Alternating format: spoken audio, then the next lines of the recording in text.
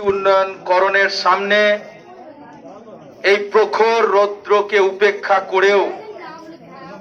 হাজার হাজার মানুষ আজকে সমবেত হয়েছেন। কেন তারা সমবেত হলেন,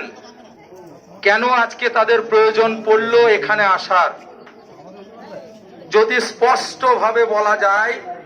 তাহলে এটা স্পষ্টভাবে এবং অত্যন্ত দায়িত্ব নিয়ে বলতে পারি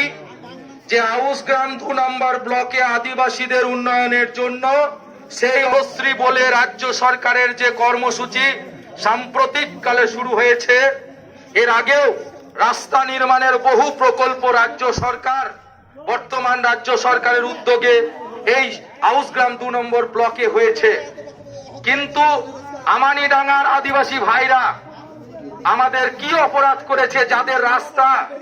আজকে দীর্ঘ দিন ধরে 2011 থেকে আপনারা প্রতিশ্রুতি দিয়ে আসছেন যে আমানিডাঙ্গার রাস্তা হবে হবে হবে। আমি মাননীয় সমষ্টি উন্নয়ন আধিকারিককে অনুরোধ করব যে আপনি আপনার ব্যস্ততম সময় থেকে